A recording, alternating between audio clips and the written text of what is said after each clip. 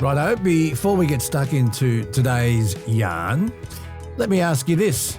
Ever been lying in bed late at night and you hear that dreaded skitter-scatter in the walls?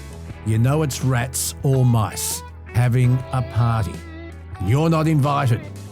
Well, that's where Pestrol comes in. Their new rodent-free Max is the non-fuss, plug it in and forget it kind of solution. No poisons, no traps, just solid Aussie tech that keeps pests out of your home. Trusted for over 20 years, Pestrol's got your back. Buy the Pestrol rodent-free Max today and also receive the in-car rodent repeller absolutely free. Valued at $50, free of charge. It's a limited time offer, but you must use the code word BONA, B-O-N-A. You feel that? That nip in the air. The sniffles are starting. Winter is definitely on the way, folks. At this time of the year, I don't muck around. I fire up with Nature Bee's Power Pollen.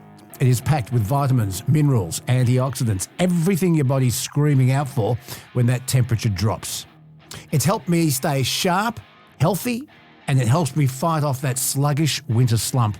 It has been doing that for 20 years. And right now, you can grab a 6-month supply of Nature Bee's Power Pollen for $160. Plus, they're throwing in a bonus month and 2 bars of that famous pollen and honey soap. So before winter knocks on your door, click on the link in the description and get your supply of Power Pollen Nature Bee. Money back guarantee. Big thanks to Nature Bee for powering another episode of Bonafide. Stop listening to the AM dial, to the boring AM shows. Sick and tired of counting sheep, but they're talking that never flows. And stop apologizing for the things you've never done. Time is short, life at night. Oh, it's up to us to do a show called The Man Cave. Yeah, do a show with Adam. Thomas holds the Man Cave line. Tony Ann is a real stunt girl. Time for another Man Cave with the Vice Captain Adam McDonald from tropical Canberra. Hello, buddy. Hello, mate. No beanie today. You've got the air conditioning up, or what has Canberra suddenly gone warm? No, I'm still at home this morning. I did sleep in a little, but just looking over the glorious Queanbeyan golf course, it is white with frost. It's a beautiful time to be alive. Adam, star of the TV show Aussie Pickers, general manager of All Bids Auctions, and he had a good week. Did you sell anything interesting? Yeah, this week we've got, I put up online last night what we call an on-site sale, which is a one-house collector, and they're clearing the whole house. She was an antique dealer in Canberra in the 80s. The whole house is full of antiques, collectibles, rugs, artworks. There's a couple of Pro Hearts. So that all went up. That all went up online last night. I think there's a little over 300 lots. So what we do, we go into the house and I catalogue it in the house. It gets photographed in the house. People come and look at it in the house, and they come and pick it up from the house. It's a good little sale. So get online and have a look at that. I can't wait to talk more about that. But we've got to jump in to our next guest. And on the Man Cave this week, Adam, this is up your alley, Adam. So I'm going to let you do most of the talking. We read during the week that a bat signal had gone up across the world, let alone Melbourne, calling all superhero collectors to Blackburn, where an extremely rare 1,300-piece Batman collection has gone up for sale. Now, the bloke who was the subject of the documentary Batman and Me started his collection back in 1989. Incidentally, that was the same year Tim Burton changed the superhero film scene with that gritty Batman film starring Michael Keaton as the Caped Crusader and Jack Nicholson as the Joker. Well, today, Dags Maxwell, as he's known, his collection is worth around $50,000 and it's up for sale. And Dags Maxwell joins us in the Man Cave on the Bonafide podcast. Dags, g'day. Party. I tell you what, it's worth a lot less now because most of it, or not most of it, but a lot of it's actually been sold off already. We'll get to that in just a second. But Adam, I know you're dying to talk to Dags Maxwell. Yes. There must be a lot you want to talk to him about. Yeah, Dags, good to meet you, mate. Good to have you on the Bonafide podcast. Why Batman is my first thing. Well, I had an interest, obviously, in Batman because of the '66 TV show. I think a lot of people, because I was a kid, when that series came out, and I think everybody sort of really dialed into it and loved it. But when they got around to doing the Tim Burton movies, it was the first time, and a lot of people forget this, it was the first time we ever saw Batman in the whole black outfit. All right. And that was just so revolutionary at the time because superhero movies in the 70s and the 80s were still in the cartoon sort of fest, the popcorn design and style. But when they did the first Batman film, and you go, oh, my goodness, Batman's completely in black. And cinematically, it was just absolutely stunning. And because I have a Star Wars background and my favorite character was Darth Vader, I just associated the two together. Yeah, right. And it was absolutely magnificent to look at, and for that reason, I kind of just went down that rabbit hole that even some rabbits don't want to go down. And but I thought it was the coolest thing ever. Now, of course, Batman looks black all the time, but back then, it was the first time, and a lot of people seem to forget that. Yeah, because he traditionally was blue with black jocks, wasn't he? Yeah, it was a bit of a mixture, depending if you're watching like the comic, or if you're watching the '60s series or like the comics. But yeah, for the most part, it was always grey with a blue accent. So.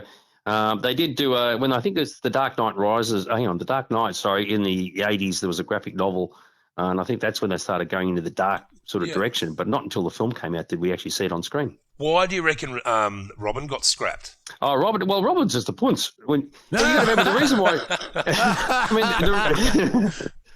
It's true. I mean, the reason why Robin was first introduced was just to give Batman someone to work against.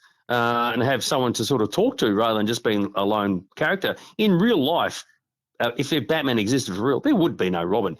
So it worked in the comics because then you could work on two age levels, the adults and the younger people. And of course, in the TV series, I mean, it made a lot of sense because it injected a bit of color. And of course, then Batman or Bruce Wayne had someone to work with. But in the movies, you wouldn't do it. And so Batman was always a loner. And they had to kind of keep it that way, which they did for the first two films. Yeah, righto. So me being a collector myself, I'd realised the time and effort you go to source this sort of shit.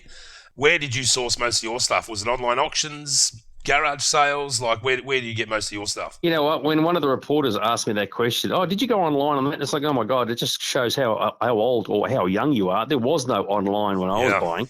It didn't exist. The internet didn't exist, right? So between 89 and 97 when I was collecting, it was all Joe legwork, just shop after shop after shop in different cities, different states, collectors' fairs. I even went to America at one point in 1993. So it was all just hunting around. And the idea was that you're in the zone with the logo. You're constantly looking for it everywhere. And, of course, the trick to collecting, for me anyway, wasn't just toy stores. It was like supermarkets. It was like chemists. It was like bong shops and department stores.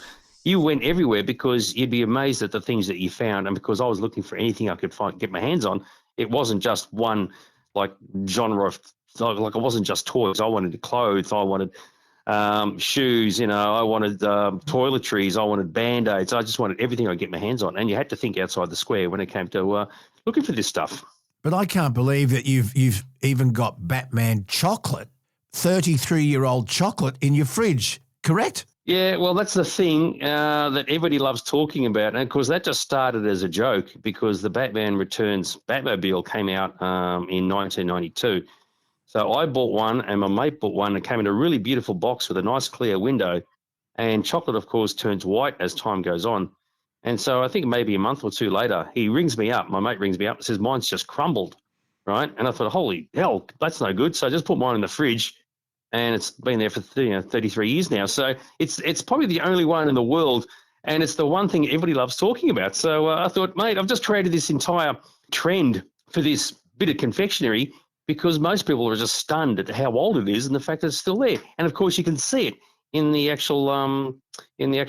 fridge itself. It's not hidden behind a box or a packet or a wrapper or anything like that, which is very groovy. What I've found in my experience is once you start collecting something, people in that game find something of that you would collect and they'd hit you up and say, look at it. Like, because I've got an unhealthy obsession with ghetto blasters, the 1980s boom boxes. Yep. And anything Sony. So the people that I know that or who know me, if they find one, they'll give me a call and say, Adam, I found this ghetto blaster. Do you want to come and have a look at it? Do you find that you got that people would know that Dags is the Batman guy? So if I find something, I'll hit him up. Well, I was very lucky because I was part of a large community of people within like the science fiction realm, and there were collectors everywhere, and like everybody was associated with something. So over there to the left was the Star Wars guy, in front of me was the Transformers guy, and over there here was the Thunderbirds guy.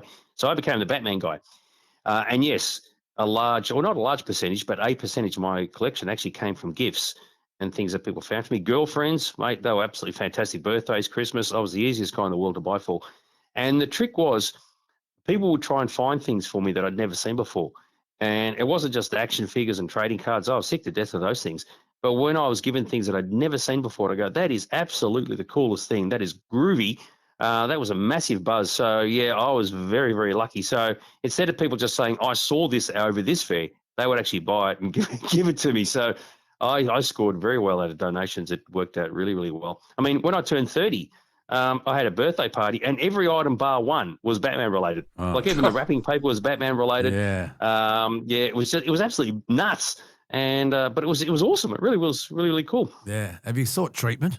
I should have actually. It's kind of funny. So there's two elements to it. One was collecting is fun and enjoyable, but I was addicted to it, and that was the problem. And this is what I sort of discussed in the documentary Batman and Me, where I couldn't control it, and I was buying things I didn't like.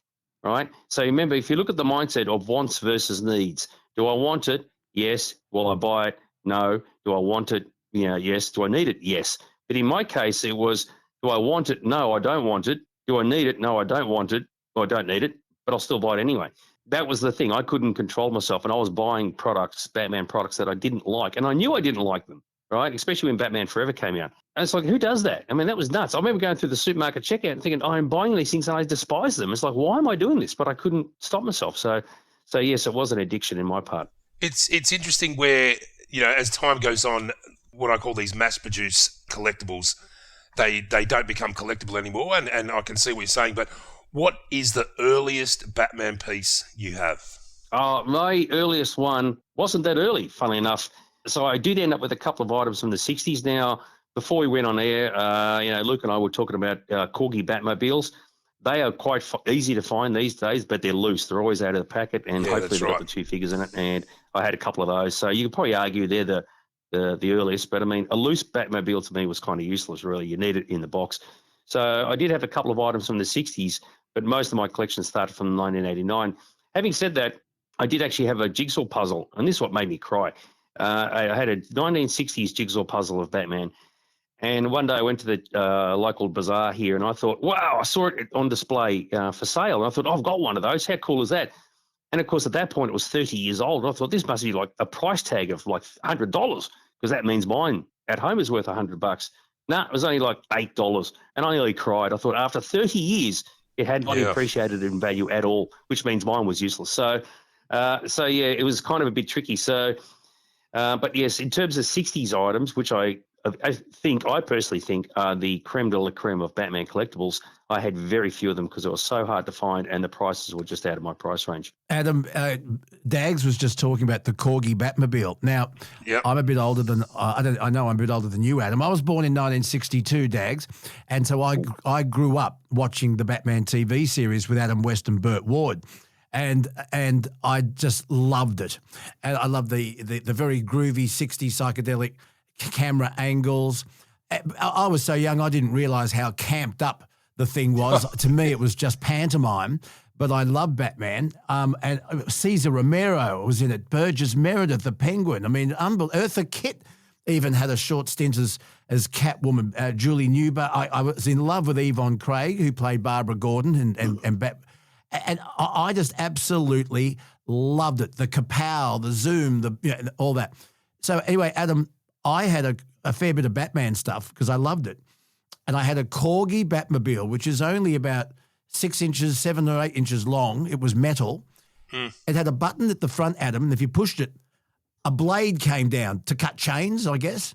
It actually fired real pink bullets out of the exhaust rockets on the back shelf. You turned a little dial and they would go bing, bing, bing, and it would fire these bullets.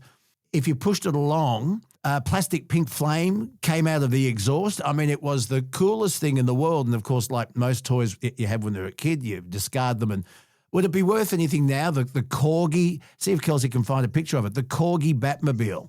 Oh, absolutely.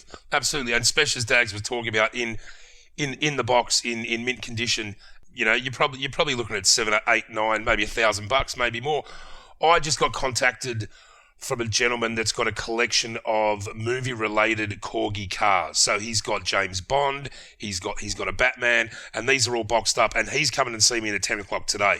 So that's pretty exciting. So I'll keep you posted on that. But the thing with collectible toys is, as soon as the kid got it, they ripped it open and started playing with it. So that in itself it totally devalues the product. But if everyone grew up with a kid that'd get a toy and had just put it away like a weirdo and just look at it and not open it. They're meant to be played with. Yeah. It's worth noting with the Corgi Batmobiles, there's 2 varieties of it as well. So there was the earlier version and the later version, and the biggest difference between them is one has the Batman logo on the wheels and the other one doesn't. And one of them is actually a gloss paint job and the other one has a matte paint job. So I think the one with the matte paint job and the wheel hubcaps, if you will, they were the first versions, and the later versions were gloss without the wheel trimming. So you got to be wary of which Batmobile you're getting, whether it's an early one or a later one. So there you go. Bet you didn't know that. I didn't. Corgi spelled with a C, Corgi. The one I had was shiny. Yeah, so that would have been the later version. When we say later, we're not talking decades later. We're talking maybe a couple of years later. Yeah, that's right. But there are 2 different variations of the Batmobile, because when you look at this A version, you go, I've never seen it like that before. What's one's that? And I think that was the earlier version. So just something to be aware of. But yes, the figures in the car are the most important ones. So that's where the money is. I even had a yellow plastic utility belt that came with bat handcuffs. Yep. I guess that was maybe for him to use with Catwoman. With Robin. When the cameras got rolling. I would. But it also had the boomerang, the Batarang. The Batarang, yes. And it had the bat sign on the front with a silver backing. I had all of that stuff. And we used to get the great arguments, Adam and Dags, over who was the best superhero. And everyone said Superman's the better superhero because he's just super. And Batman is mortal. Do you get that? I'll ask you both that question. Do you get that in memorabilia world, these arguments about who was the better? And I always get DC mixed up with Marvel. Oh, it's confusing, yes. I was never a huge superhero fan. I was more of a realist. I was an A-Team guy. I got lots of A-Team memorabilia. But I think Superman gets the prize because he had X-ray vision, he had superpowers. Batman was immortal. He had some good tools, and he had his little mate Robin. But for me, Superman was the king. So I pity the fool for anybody who collects A-Team merchandise. I thought very I'd just clever. that in. I pity the fool. That's very good. Very clever. Yeah, very good. So I've obviously got to pick Batman because he's a mortal guy. Superman is an alien, so I just sort of chuck that out there. And of course, Batman was just a rich dude who was able to become a superhero. So by today's standards, Elon Musk could become Batman in real life. So because he's got enough money to build all these bat caves and Batmobiles and bat stuff. So he could actually exist in real life. So I think it's a no-brainer there. Besides that, as I said, Batman wears black. Superman doesn't. So it's a non-discussion as far as I'm concerned. And Batman does. Hang on. And Batman does have a star on the Hollywood Walk of Fame, and I don't think Superman does. Really? It was April this year. They unveiled one. Yeah. The thing that always puzzled me, both of you, was the Batcave was unbelievable. It had all this technology, flashing lights, computers, turbines to speed, all that sort of stuff. It would have taken thousands of man hours and thousands of people to build it, and yet it was a secret. Yeah. Well, I like all those workers that built the Batcave, did they all sign NDAs? Yeah, I suppose they didn't they? Because at least in the movie Batman Begins, they kind of explain it. Yeah, there's a cave under the house. Yeah, fair enough. But yeah, I think they're trying to suggest that Bruce Wayne fitted it out himself. So he's a pretty clever guy. But the fact that in your 60s show, they had a nuclear reactor in it. It's like, how does one put a nuclear reactor in the cave without anybody knowing about it? And what was the older fella's name? Alfred? That hung around late. Yes. Was he around in the early Batman? Yeah, in the TV series, yeah. Did you know though? You know how in the 60 series you had Aunt Harriet there, right? Yes, that's right. Do you know what? Do you know why Aunt Harriet was put in as a character? Why? Go on. There's a question for you, Luke. You watch the show. Why was Aunt Harriet included in the show? I remember her being in it. Yeah. Yeah, the concern was, and this is still a true story, that the producer said, where you got Bruce Wayne living with this young dude in his house with their old butler. It does have homosexual overtones. So they actually added in Aunt Harriet to break it up, put a female character in there, and that's the true story. Because you think about it, you got this old guy living with his young guy, and you go, well, that just sounds dodgy on so many levels. Oh, stick Aunt Harriet in there, that'll break it all up. And it's all good to have a youthful award, but what the hell? What are you doing with a youthful award? Yeah, and they were running around at night in tights and their jocks on the outside. So I and get the it. undies are on the outside. As one does. Yeah. The Alfred in the TV series was played by a bloke called Alan Napier. But I know Michael Caine was an Alfred. There's probably a few of them. He was very good. Alfred. Yeah, Christopher Nolan movies, it was Michael Caine, yes. Batman Begins, Dark Knight Rises, for those who are not paying attention. Yep. Dags, is there a piece of your Batman memorabilia that you will never sell? So in the documentary, this is a bit of a spoiler alert for those who are about to watch it. In the documentary Batman and Me, before I started collecting, I actually did buy a couple of items that I actually opened up and used them, which was just ridiculous. So one of them was the 1990 calendar, took it out of the packet and used it, which is kind of stupid because I didn't do anything with it. But I also bought the children's board game as well. Now, why? Because I was 22 years old at this point, so why would I open up a board game for a child? I got no idea, but I did, and I regretted it for decades. And in the movie Batman and Me, Michael Wayne, the director of the movie, actually was able to source a mint condition copy of the board game, still sealed, and he gave it to me as a gift. So even though I'm selling off and have sold off the collection, I thought, well, clearly that board game's got to stay with me as a memory of that particular documentary being made. So, yeah, so that's definitely something that I've hung on to, which is pretty groovy. But having the same illness as a collector that you've got, Dags, what's next? Because you can't stop. Oh, what's next? No, I got out of it. No, you can't stop. You'll get that itch that you can't. I really like this. I've got to get it. But I will tell you, now, I did stop in 1997, and I'm completely cool with Batman stuff now. It doesn't bother me. But having said that, I still, as of today, will not go to the Batman section of eBay. I had a scenario about, maybe 7 or 8 years ago where I did see a Batman 1989 collectible that I'd never seen in my entire life at a store, and I had a real moment of, indecision as to what to do. And I was there by myself, and I was just looking at this. It was a chocolate bar from the 89 movie. I didn't even know it even existed. And they had a box of these things. And that caused a bit of a conundrum in my mind as to what do I do? Do I buy it? Because if I do, I'm heading down that dark path again, or do I just leave it? And in the end, I left it. But, yeah. So now I'm completely out of the collecting game now. I'm pretty cool with it. But and I'm kind of glad I got out when I did, because obviously eBay became a thing in the late 90s, and it would have been pretty ugly. But now the bat shields are up, if you will. And it doesn't bother me anymore now. So, yeah, it's good. Have you been happy with the prices that you've been getting for stuff? See, it's funny because there are two ways of selling, all right? Clearly, I could have gone down the eBay route, sold it all off, auctions, whatever else. But, 1,300 items, I would be here for 10, 20 years trying to get rid of all that. And some things would go, some things wouldn't go. It was just a logistical nightmare. And I thought, I can't be bothered. So my mate who runs the store, Aaron's Collectibles, we had a good chat about it because he has an upstairs area in the store that wasn't being used. And we had a really good natter about saying, okay, can we just set it all up there and just sell off, effectively on commission? And that seemed to have been the best way to go about it. So where I'm losing is in the financial return in some areas. And I fully accept it because he priced all the items. I didn't do that. That was part of the agreement. He would price the whole lot. So even there are some things, even I don't know what they're going for. But it looked good and it just worked out well. So, and it's supporting him. So I'm really helping a mate. So we really are scratching each other's backs. So if you were to say, am I getting maximum money for every item? No, is the answer. But I'm happy with what I've got. And of course, we're still going. We haven't sold it all. There's still maybe 70, 80% left. And I'm completely content with that. And so I'm very pleased with how it's all worked out. So, yes, there are people who say, you could have got a lot more for that, because there's always that argument saying, this is worth that. And you go, well, that's great. But what if nobody wants to pay that for it? It'll just sit there and go nowhere. So that's why we thought it was important that the pricing be more realistic. And that's the reason why we're down under 1,000 items. So over 300 have already sold off. And for that reason, it's the best way of going about it. Yeah, I think I get this every day when someone will come to me and say, what will this get at auction? And I'll say, it's worth $1,000 at auction. They said, I've seen it for $3,000 on eBay. And I'm like, yeah, you've seen it on $3,000 on eBay. You haven't seen it sell for $3,000 on eBay. So eBay pricing is a lot different to realistic pricing. So I totally get that. I totally get it. And it's really nice that you as a collector have priced it to sell and so other people can enjoy this shit. You know what I mean? Like, yeah, I deal with collectors all the time and say, no, I want this much for that. If it doesn't sell, I'm going to keep it. I said, why? You've come to me to sell it. You want to get rid of it, but now you want to be stickling on price.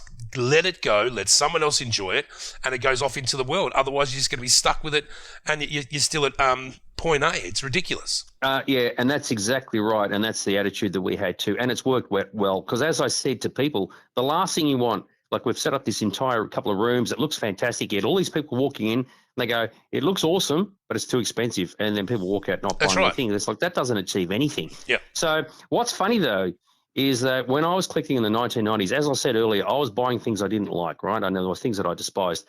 And because on my website that I created, I highlighted that. But 30 years later, I'm astounded by the things that I considered rubbish at the time, which are now considered not necessarily valuable, but in demand. Like Batman Forever, which is at 30th anniversary this year. I didn't like Batman Forever at all, but for some reason, Batman Forever merchandise has had a bit of a comeback, and there's been a bit of a demand for it. And on the sale that occurred last week, there were people coming in buying Batman Forever stuff, and I'm thinking, why on earth would you do that? But their history with the movie is completely different to mine. And I thought, well, if it's working for you and you like it, great. And I've got items that they've never seen. So it's funny how what I thought would be useless has actually been quite desirable. And that's actually really good to see, but very surprising. It is hard for my brain to compute it. But, you know, if people walk away with a happy story at the end of the day, then that's the best thing. Well, mate, it's a very important thing that it's a lesson I learned a long time ago is there is a collector for everything. You just got to find them. Yeah. Just because you don't rate it doesn't mean it's not collectible. When I was doing the TV show, this is a well-known story. When I was doing the TV show, I found a pair of false teeth in this barn. I started collecting false teeth.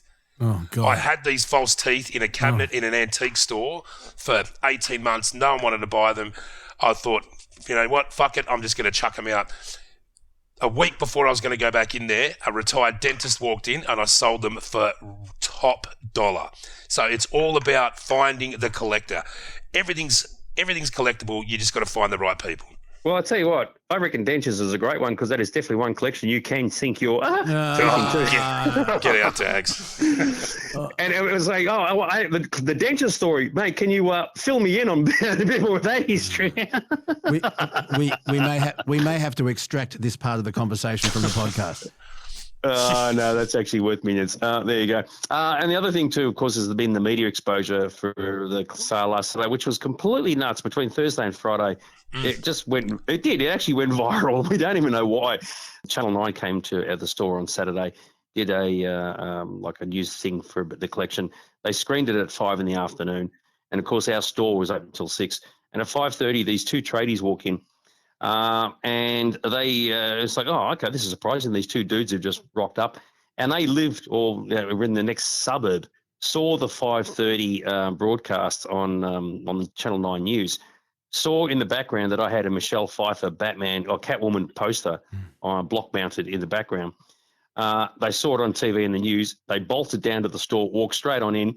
They said, yeah, we want that. And I said, well, it comes as a set of 4. So it's Batman Returns. You've got the 3 characters plus the poster in the middle, all block mounted, ready to go. And sure enough, they bought them. So that's the power of the media for you. So I thought, wow, how cool is that? So, yes, the media exposure for this thing last week certainly helped sort of get the word out there. And it's got you guys to me. You wouldn't have heard about me otherwise. So it's kind of nuts. Most obscure Batman item that you had? I reckon probably not the most obscure. I reckon the sunscreen I can't get my head around. Why would the Dark Knight need sunscreen, mate? He only comes out in the dark, so what's the deal with that? Wow. They marketed some weird and wacky stuff. I mean, just even not that long ago, there were Batman tissues. One thing I really wanted to get, but they never released it, was Batman condoms. Wow, that would really? be worth it, but they never did. If they did, they would have been unofficial ones. But, because they marketed everything, I thought, oh, that would be just fantastic. Some really left field wacky stuff. Yeah. But, but there are definitely things there that you look at them and you go, why did they even make this? I mean, just because you can doesn't mean you should. It's part of the story of the entire thing.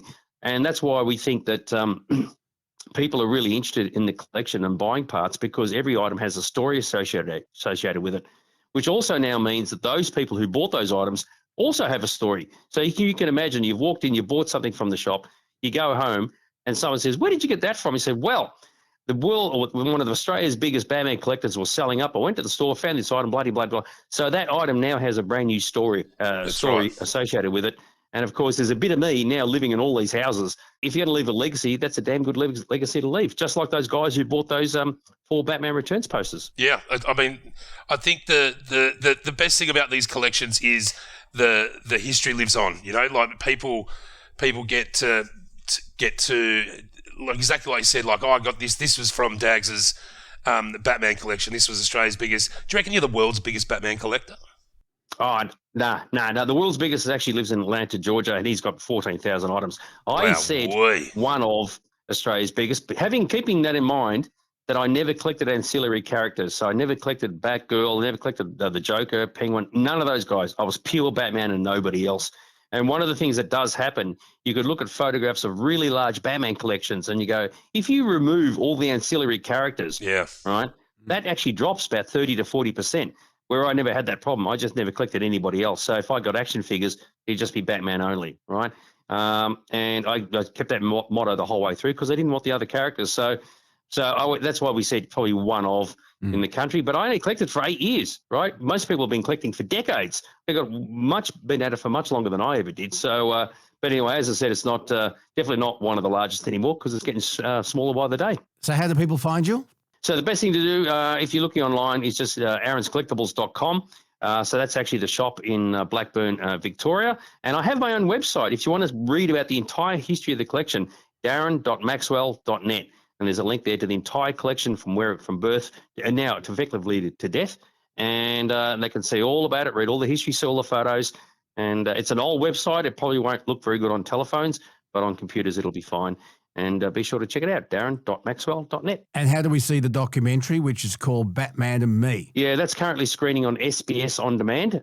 So you can just go to that and click on documentaries, type in Batman, it should pop up. And bearing in mind, I did not make it about myself. It was actually made by a guy in Sydney who came down and actually filmed it. So I don't think I filmed myself talking about myself. And that was produced. It was filmed 10 years ago and only got released in 2020. So if you want to learn more about the collection as well and the mindset, the psychological mindset behind it all, that's actually well worth having a look at. Yeah, I get it. I totally get it. I once flew to Melbourne and back the same day to buy a Ghetto Blaster. Like, I totally get it. It's ridiculous. You had your fraction too much fiction moment. Is that right? If you get that joke? Yeah, it's very good. Very, very good. So just before you go, and while I have you both, is collecting for people like yourselves, is it like an addiction? Is it like people who are addicted to pokies or to drugs? Yes and no. Yes, in the regards to that, there are people who buy things, and we see them in the store all the time, right? Because where I work. But I think a lot of people now know where the limit is. So I think to find someone who can't control themselves anymore is probably a little bit unlikely. In the end, it doesn't come down to the money so much as the space. It's the room it takes up. And Adam would be able to relate to this. I mean, as I said to people in the store, if you had a $100,000 stamp collection, it would fit on one bookshelf, right? But if you had a $100,000 toy collection, take like 3 bedrooms. So a lot of people, it's not about the money so much. It's more about where they put it all. And people are a lot more selective as to what they purchase. So, yeah, it's definitely not the same as like gambling or drugs or anything like that. But there are similarities. That's how I see it. Can it become an illness? Yeah, I think it can. I still, I've been in this game for 20 years, 20 plus years, and I still get that same, if I see something that I haven't seen before, I still get that same rush, that feeling like, fuck me, look at that. How beautiful is this? How old is this? How well made is this? And I still get it to this day. And it's the best thing about my job is that I love history behind stuff. I love how stuff is made. I love stuff. And I still get it to this day. I still get that same rush when I saw my first. I've got these toys here. They're called Sony action dolls, right? The first time I saw them, I've only ever seen 4 in my life. I bought the first 2 for $5,500. I think I paid for them. And I saw one the other day, and I still get that same feeling like, fuck me, look at this. I love it. It's a sickness. It is. But yeah. I don't see it as a sickness. I turn my life around, and I use it as it's my happy place. Well, as I've said to people in the store when they come in looking for things, I say there are far worse things to spend money on. And I agree with you, Adam. When I was in my collecting zone, when you pick up a really cool item you'd never seen before, it really was the dopamine rush. It's oh my unreal. God, this is so cool. It's unreal. It's interesting from my perspective because I had the collection for such a long time and it never changed in 20-something years to see it all on display and for people to see it for the first time. I'm now experiencing their dopamine rushes through their eyes. Yeah. Whereas I've been lugging this stuff around for decades. And for them, it's like, oh, my God, like even Aaron Challenger, the guy who runs the store, he was coming across items he'd never seen before. And he's been a professional collector and dealer for 40 years now. So I'm seeing it through their eyes. And it's great. It's fantastic. I'm getting a real buzz out of it, getting a lot of enjoyment out of it.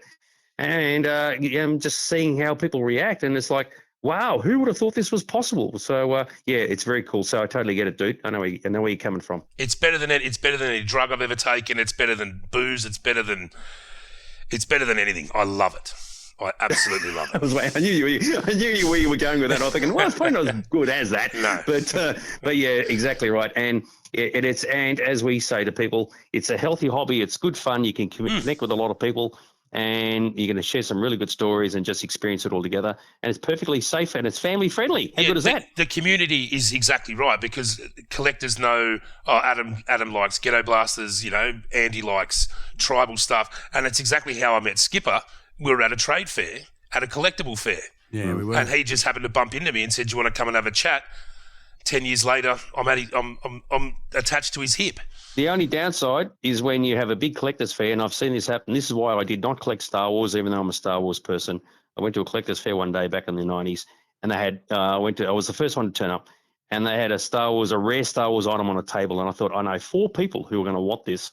And I thought it could be nerds at 20 paces if all 4 of them turn up at the same time, because clearly 3 of them are going to be pretty disappointed. So, that's why I thought, no, just be wary of collecting something that is highly competitive because it can get a bit tricky sometimes. Well, I won't mention Star Wars. Oh, I love Star. But my history is Star Wars. But I didn't get into Star Wars collecting because there was another guy collecting anyway, and he was like years ahead of me. And of course, I've been to Steve Sansweet's house a couple of times, the biggest Star Wars collector in the world, and I go, can't compete against that. So I stayed right out of it. I love Star Wars, but I only like the first 3 movies. I hate the rest. So there you are. I don't like any of it. Nope, fair call. No, each to their own. It's all good. You're a fascinating character. I wish you all the best. Good on you, Dags. I'm glad to hear you're over your addiction, but I'm with Adam. I think something else is going to take hold of you. Well, the other thing I collected in my travels, and this is like one of the big joke ones, is the film from 1984, Dune, right? I own every Dune toy they ever produced, every single one without exception, right? The whole lot. Now, you might be thinking, wow, I must have filled up a couple of mansions full of that. No, it was actually 6 action figures, 3 cars, a couple of guns, a big sandworm. It's like they produced nothing at all. But I got it all in one go. So I got 100% strike rate regarding Dune toys from the 1984 movie. So yay me. Darren Dags Maxwell, thank you for joining us in the Man Cave. Yeah, party hard, rock on, lads and ladies. Good on you, I've got to ask you this, in your opinion. Adam is my vice captain. He calls me the Skip. But I want to know, in our relationship, who's Batman and who's Robin?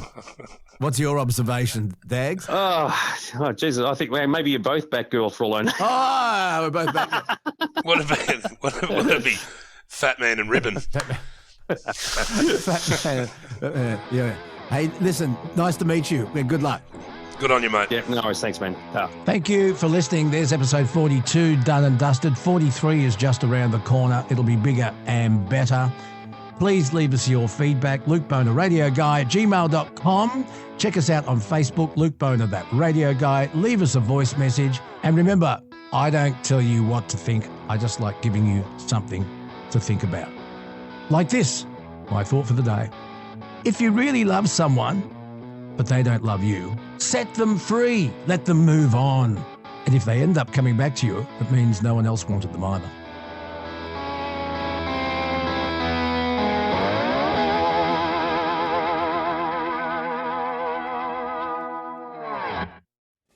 So let's wrap it up with one last bit of wisdom.